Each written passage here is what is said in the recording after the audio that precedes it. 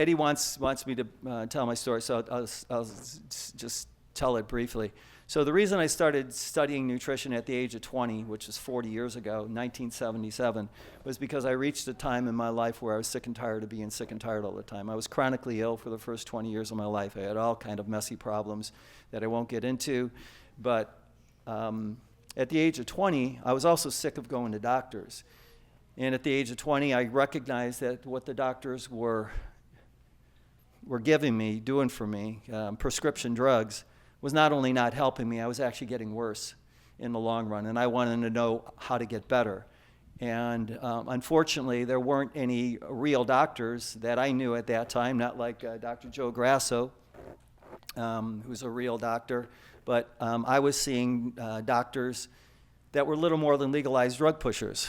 All they ever did was, here's a drug for this symptom, here's a drug for another symptom. I was sick and tired of taking drugs. I was sick and tired of going to the doctor. I wanted to know how to be healthy and what I could do to be healthy. And our family doctor had nothing to offer me, and I came to understand over time why he had nothing to offer me. Because in medical school, you don't learn about health. You study disease, and you study drugs that treat the diseases or surgical procedures, but health is not a subject that doctors learn about in medical school, and it's very important to understand that. So be very careful who you trust and what you buy into, and certainly medical doctors have their place in urgent care, emergency care, immediate care, but I decided that in order to be healthy, I was going to need to take responsibility for my own health, and the only way I knew how to begin to do that was to educate myself, and I started studying nutrition. And the main reason I started studying nutrition is Eddie wanted me to say, I was sick and tired of being sick and tired all the time at the age of 20. And so my main motivation for improving my nutrition was to have more physical energy. But actually, before I experienced that, the very first benefit I realized was a lifting of the brain fog that I had. And I didn't even realize at the age of 20 that I actually had brain fog until I started experiencing something different in the way of mental clarity. Until I was 20 years of age, my favorite foods were pizza, ice cream, fried chicken, candy, fast food burgers with French fries, soft drinks, all this kind of fake garbage food I was putting into my body, and my health was really a reflection of it. My basic teaching about food nutrition is if you want to be real healthy, then eat real food, and real food is simple food that does not come with a label with a list of ingredients. Are you saying that's not real food on the table, Jim? No, Eddie, you brought all fake food. It's okay, so that's fine to do show and tell with what fake food is, but where's the real food? Well, I have some real food that I brought with me. I'll be showing you at the end of my presentation here. But are you saying if we got any of these in our homes, we should get rid of it? Well, I hope there's nobody here who has any of these fake food items in your home, because you're not going to nourish yourself with any of this stuff. You're going to burden your biology with any of this stuff. You may have a momentary pleasant experience in your mouth. Your taste buds might like some of this fake food, but none of this stuff is going to be pleasant for your liver, your kidneys, your heart, your lungs, your brain, your nervous system, your immune system. No, the rest of you is going to suffer.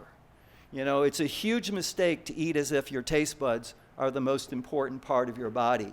And the corporate-dominated commercial food industry has kind of programmed all of us to be more attentive to taste and price and convenience. And for many American consumers, the most important aspect of the food by far, which is the nutritional value, is an afterthought, if it's a thought at all for many people.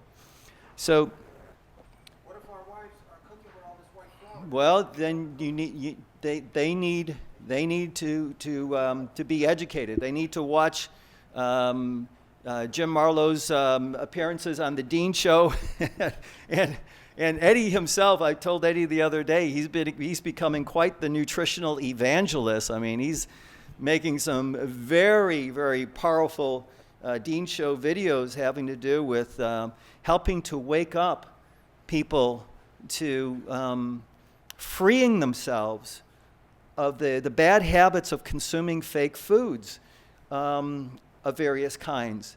You know, and I think that's the proper way to think of it. Is you're not, if you're currently eating any fake food like this, when you subtract this from your life, you're not giving anything up.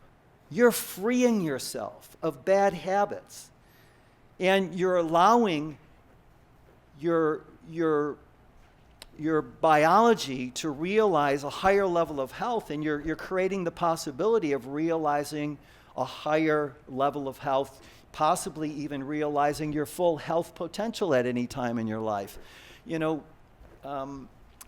most people in this culture learn to accept a very low level of health as long as they feel okay, as long as they're not acutely ill, as long as they're not in acute pain or discomfort, they're satisfied, okay?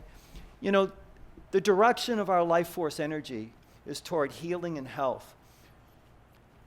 Our body has a God-given intelligence and capability to know how to be healthy. Our body wants to be healthy. It's always trying to be healthy. If you cut yourself, it heals. You don't even have to think about it. The body has a God-given innate intelligence and capability to be healthy. But this health that I'm talking about is not realized magically. We need to get our nutrition and the rest of our self-care right enough in order to realize the health potential that is within us.